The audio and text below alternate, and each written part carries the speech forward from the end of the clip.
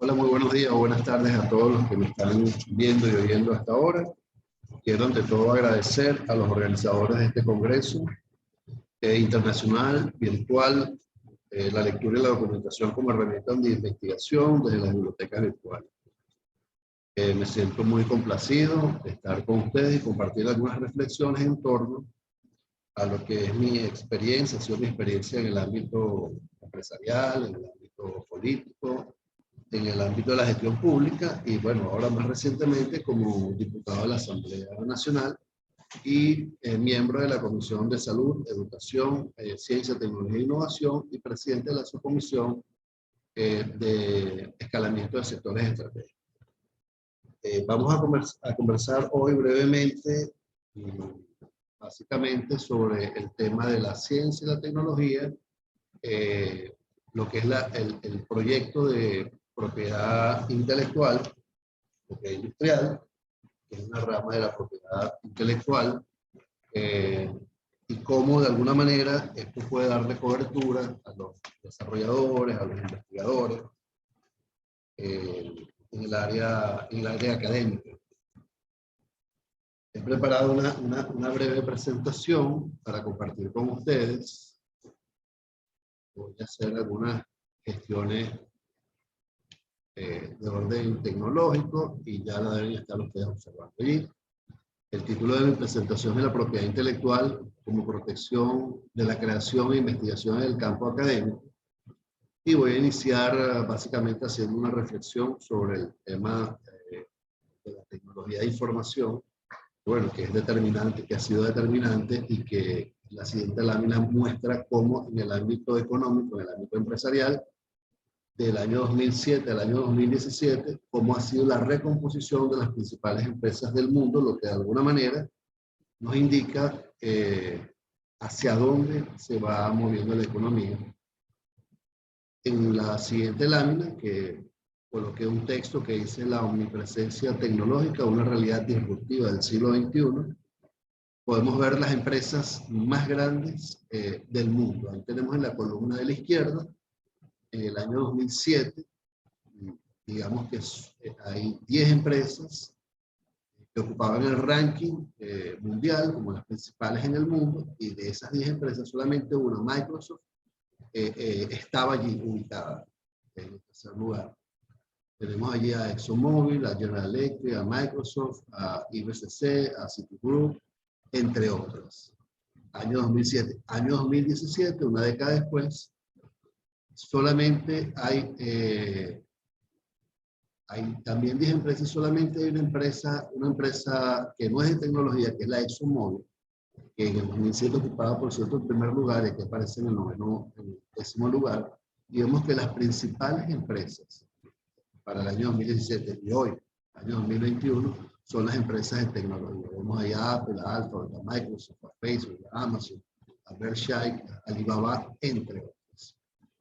Esto evidencia un cambio radical y sobre todo marca la influencia que tiene la tecnología, la ciencia y la tecnología en el desarrollo de nuevo el capital económico. O sea, la base fundamental del desarrollo de las empresas, del crecimiento de los países, de la avanzada en el ámbito económico, está aparejada con inversión en el ámbito de tecnología en términos generales, y ahora más recientemente, bueno, potenciada las tecnologías de información a partir de la aparición de la pandemia de COVID-19. El último informe de PricewaterhouseCoopers, que es una de las 4 compañías consultoras más grandes del mundo, muestran aquí las 10 empresas de mayor capitalización en el mundo también, que ratifica lo que les explicaba en la lámina anterior. Esto sí está más actualizado, y ahí vemos a Apple, solamente vemos en el segundo lugar una empresa petrolera que es Saudi Aramco, pero está Microsoft, Amazon, Alphabet, Facebook, Tesla, que básicamente es una empresa relativamente nueva, vemos que aparece con mucha fuerza, y bueno, más o menos todos conocemos, digamos, la pauta y las grandes inversiones en nuevos dispositivos energéticos automotrices que vienen desarrollando ellos, entre otras cosas.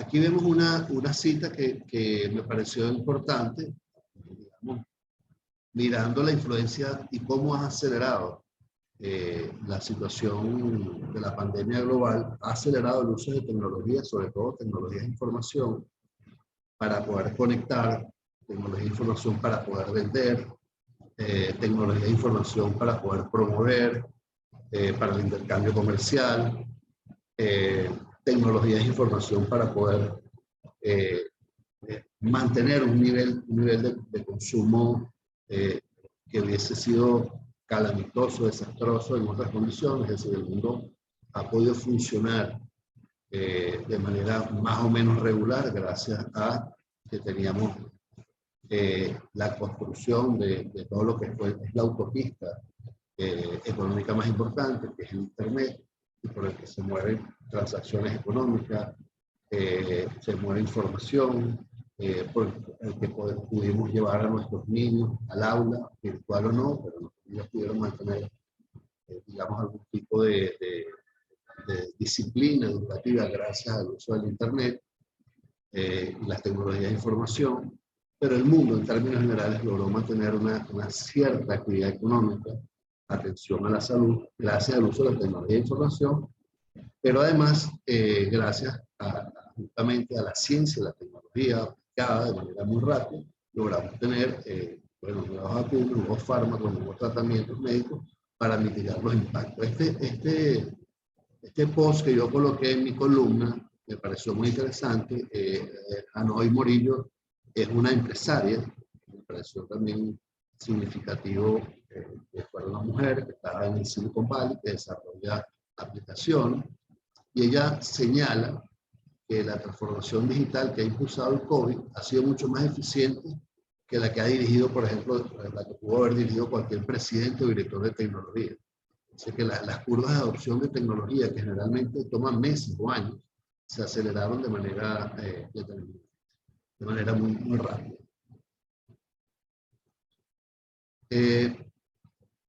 La pandemia nos permitió sensibilizar mucho más a la humanidad sobre la importancia de la ciencia y la tecnología y la innovación, que se ha hecho un factor cotidiano en la vida de los ciudadanos, de los seres humanos. Pero el impacto realmente, visualizar a la ciencia y la tecnología como clave, no se había marcado con tanta fuerza. Ahí escribo un texto en esta lámina donde menciona la tecnología para convivir, sobrevivir y supervivir. La ciencia y la tecnología y la innovación son claves para avanzar, han sido claves para avanzar en medio de la pandemia. La digitalización y las tecnologías, las ventas online, por ejemplo, han permitido que el mundo siguiera funcionando. Por eso hoy hablamos de telemedicina, teleeducación, teletrabajo. Y quería hacer una referencia a cómo hemos funcionado nosotros en la Asamblea Nacional, que ha sido una experiencia novedosa. Bueno, estábamos acostumbrados al Parlamento presencial. Si tenemos la plenaria, donde asisten todos los diputados y las diputadas, donde se deben y se toman decisiones, pero después tenemos las comisiones de trabajo, que son básicamente los espacios donde se construyen las leyes. Y allí, por ejemplo, en el caso de la subcomisión que yo presido, aquí yo coloqué el 90%, pero realmente es tímido. Básicamente el 95% de todas las sesiones nuestras han sido a distancia. Ni el 5% han sido presenciales, primero por razones de bioseguridad, que nos obligaban a mantener la protección de los diputados y las diputadas, después por razones de restricciones en los desplazamientos. Como ustedes saben, hemos tenido el plan 7+7 que ha implementado el presidente Nicolás Maduro y que, bueno, impone restricciones de movilidad. Nosotros tenemos una composición de parlamentarios de todo el país, así que exploramos, cuidando los detalles jurídicos, digamos que todos los procedimientos legales se cumplieran en torno a, bueno, la instalación de las asambleas, el quórum necesario. Logramos logramos primero adaptarnos a estas herramientas. A estas herramientas, bueno, porque tenemos diputados que, bueno, no estaban como muy familiarizados. Fuimos, digamos, incursionando en el camino de las videoconferencias, de las presentaciones, como la que yo estoy haciendo, y documentando nuestras sesiones y, bueno, llegando a los niveles de revisión de leyes y de debate y de conclusiones vía remota. Hoy en día nuestra subcomisión ha elaborado 7 anteproyectos de ley. Alguna ya la estamos refiriendo, que es la ley de propiedad industrial, que es una ley novedosa que voy a comentar al finalizar esta presentación. Y realmente hoy nos sentimos muy confortables y muy satisfechos porque en otras condiciones hubiese sido, bueno, casi que imposible lograr la cantidad de sesiones, más de 6 sesiones, apenas 6 meses, y no hubiésemos podido producir los instrumentos jurídicos que necesita la nación para adecuar su marco jurídico institucional a las nuevas realidades. Aquí tenemos leyes, bueno, por ejemplo, la ley de propiedad industrial, tenemos la ley de derechos de autor, tenemos la ley del teletrabajo, es decir, leyes, marcos legales fundamentales para la realidad que vive el país, que vive el mundo y que nos obliga a enfrentar el reto como países para las próximas generaciones. Sobre la ciencia, como ya he mencionado, se apoya toda la esperanza para vencer no solamente este virus, sino enfrentar los retos para el desarrollo sostenible de la humanidad. Es la educación y la investigación pilares fundamentales para la expansión de la ciencia y algo muy importante, la conciencia, porque no solo se trata de la salud de los seres humanos, sino de la salud del planeta que debemos cuidar entre todos. La siguiente lámina muestra el peso de la virtualidad y, digamos, trayendo de mis comentarios anteriores, el peso que hoy tiene el uso de Internet y las tecnologías de información y la relación que hay normalmente, bueno, cuando nos tocó a nosotros en primario, bachillerato, documentar trabajo, tenemos que ir a la biblioteca, tenemos que usar digamos, los diccionarios, que eran instrumentos físicos. Hoy en día, quiero que ustedes vean que los sitios más visitados en el mundo, las páginas web más visitadas, es básicamente la biblioteca virtual más grande del mundo es Google. Ahí se muestra con 89 mil millones de visitas mensuales. Para que tengamos una idea de la cantidad de visitas, pues está YouTube, Facebook, Twitter, Instagram. Digamos que son los lugares donde la gente se refugia para buscar información. Siempre hago la acotación de que no todo lo que está publicado, como ustedes saben, nosotros en Venezuela hemos sido víctimas de muchísimos de montajes de información falsa, y hay que tener mucho cuidado, digamos, con el uso de la información que de ahí se obtiene, pero digamos, es una realidad con la que tenemos que mirar, con la que tenemos que convivir.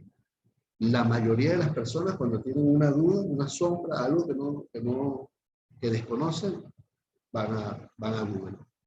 Sea como traductor, sea como diccionario, sea como información general, pero se van directamente a la primera fuente que consultan es Google. Entonces, esto nos va colocando, digamos, en una realidad planetaria que, por supuesto, que como país nos obliga a enfrentar, y por eso nosotros hemos sido, por ejemplo, en el caso de la propiedad industrial, de la ley de propiedad industrial, que, bueno, tiene allí algunos temas movedizos en cuanto, por ejemplo, al tema de las patentes, pues hemos sido muy insistentes en la necesidad de adecuar el instrumento jurídico. Aquí entramos un poquito en materia de propiedad industrial. Esta lámina muestra la propiedad industrial como la creación e investigación en el campo académico, cómo puede ser protegida. La propiedad industrial garantiza a los creadores, desarrolladores, innovadores, científicos, sus derechos sobre su trabajo, investigación y esfuerzo. Esto incluye, en el caso de la nueva ley, un artículo que protege a a las comunidades indígenas, a las pequeñas y medianas empresas de capital privado nacional e internacional, y empresas del Estado y empresas comunitarias. ¿Por qué es tan importante esta ley desde el punto de vista económico? Bueno, la ley de propiedad industrial que nosotros tenemos en Venezuela data del año 55-56. Una ley que tiene muchísimo tiempo y que en el momento que fue, digamos, aprobada, bueno, Venezuela estaba en una era preindustrializada, pero además estábamos muy lejos del mundo, digamos, globalizado, integrado a través del Internet, de la digitalización de operaciones, es decir, del campo del desarrollo sistemático y permanente de conocimiento aplicado, que bueno, que de alguna manera tiene que ser protegido, sobre todo para quienes invierten tiempo, esfuerzos por su vida, como son los innovadores, los científicos, los tecnólogos, que bueno, con pasión se dedican a crear. Y esas creaciones tienen que ser protegidas, que son además, es el patrimonio de los países. Los países más avanzados en el mundo son aquellos que prestan, ¿verdad?, que impulsan más la investigación y el desarrollo de tecnología aplicada a las necesidades, pero además que protege esa innovación, que protege ese conocimiento, nos coloca a la delantera.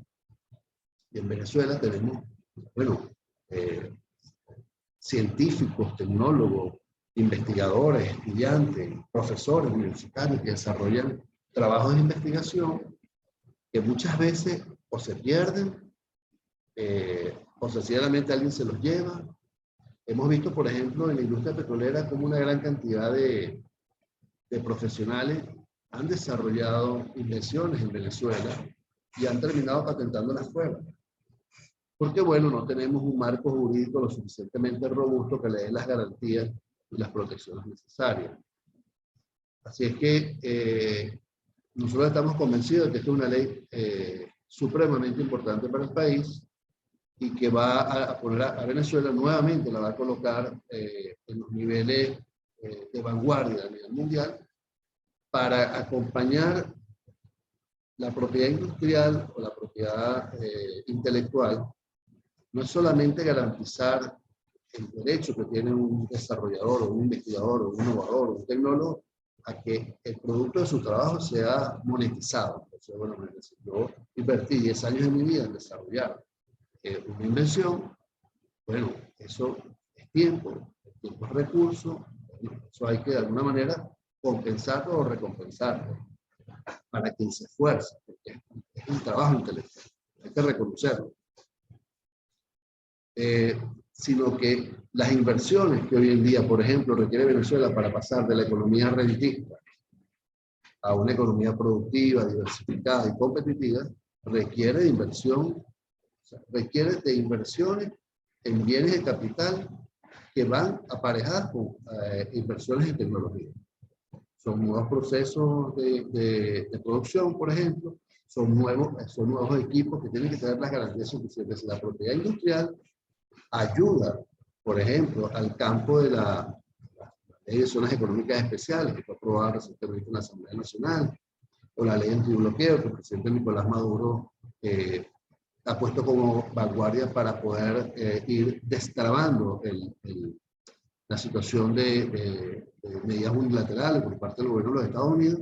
Bueno, es fundamental para que entonces esas inversiones lleguen, porque quienes traigan sus bienes de capital para poder desarrollar bienes, servicios, para poder transformar, por ejemplo, nuestro aparato petrolero, básicamente orientado a la exportación de crudo, digamos, aprovechar, por ejemplo, las corrientes de refinación, bueno, necesitan un marco jurídico que garantice que sus procedimientos, sus inversiones de tecnología de punta estén protegidos. Entonces, es fundamental para darle estabilidad, lo que llamamos nosotros en el ámbito económico, generar las condiciones amigas para la inversión, tanto privada como pública. En Venezuela existe la necesidad de generar ingresos extras, así que se ha detonado un boom emprendedor, un poco lo que estamos hablando, que marca también una tendencia en Venezuela y que básicamente son emprendimientos nobles, son emprendimientos que basan los servicios que prestan la mayoría de esas empresas bueno, en el uso de las redes sociales para promoverse, para hacer los pagos. Aquí tenemos un dato que me parece muy importante colocar, que es el Founder Institute, que es la mayor aceleradora global de startups, empresas semillas, y abre operaciones en Caracas. Y eso es un indicador de lo que está, digamos, amalgamándose desde el interior del país, o sea, desde el emprendimiento nacional, desde las posibilidades que está pasando en Venezuela en todos los ámbitos, porque lo podemos ver en espacios físicos, digamos, visibles, como emprendimientos en el área de alimentación o de distribución, pero también lo podemos ver en el ámbito de tecnologías y desarrollo de tecnologías digitales, en el ámbito financiero, por ejemplo, que ahora voy a presentar una lámina más adelante y hacer un comentario en referencia a ello. Paul Kienholz, de Data Connect, señala que Venezuela, y eso, como ustedes saben, yo fui presidente del Banco Bicentenario durante 4 años, y bueno, nos vimos obligados a desarrollar y a digitalizar operaciones. Bueno, yo creo que somos el país que más desmonetizó finalmente el papel, el billete, es decir, el papel moneda. O sea, prácticamente desmonetizó, no, corrijo, desmaterializó el papel moneda. Bueno, teníamos, nosotros imprimíamos los billetes fuera, ¿no? El país, teníamos problemas para los pagos, los costos eran elevadísimos, así que sencillamente, bueno, poco a poco se fue reduciendo el papel moneda, el billete. Fue literalmente, yo recuerdo que para el año 2017, 35% de la masa monetaria del M2 estaba en billetes, en papel moneda fiduciaria, y bueno, ya para el año pasado no era ni el 3%. ¿Sí? Todo ese espacio que se redujo, la impresión de moneda, papel moneda, bueno, fue transformado en moneda digital. Y para eso tuvo que desarrollarse mayor capacidad de cómputo, muchas más aplicaciones, pasarelas de pago, instrumentos de pago, todos digitales. El uso del SMS como mecanismo de pago, las plataformas digamos, más modernas, como el uso del teléfono Android, los puntos de venta, el teléfono Android se convirtió en un punto de venta, es decir, y esas son aplicaciones que se desarrollaron por diferentes vías en el sistema financiero. Y eso es lo que comenta la gente de Data Connect, que es una empresa de consultoría tecnológica en Latinoamérica, que es muy importante, que son de origen español. Y él comenta, el presidente fundador, fíjense que ellos tienen presencia en 17 países. Estamos ante un segmento del mercado que se vio forzado a entrar precozmente a la era digital. Ese es el caso venezolano. A raíz de circunstancias como la escasez de papel, hiperinflación, la falta de dinero en efectivo, variaciones de la cobertura del servicio de Internet, entre otras razones, es una realidad que ha impulsado a la banca venezolana a adaptarse a un estadio tecnológico más avanzado con respecto al resto de la región.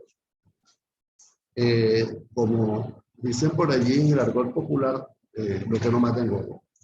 Es decir, en este caso, las restricciones que impuso, que ha venido imponiendo de manera criminal, las medidas unilaterales que ha aplicado, que viene aplicando el gobierno de los Estados Unidos, bueno, nos obligó a ser más eficientes, a reinventarnos, inclusive nosotros literalmente hoy en Venezuela a nivel financiero, me paro allí 2 minutos más y sigo adelante, ya somos, si me están haciendo señales por ejemplo, ya somos independientes, por ejemplo, de Visa o de Master, porque creamos nuestro propio switch que integra todas las plataformas bancarias del país, y eso se hizo en 8 meses.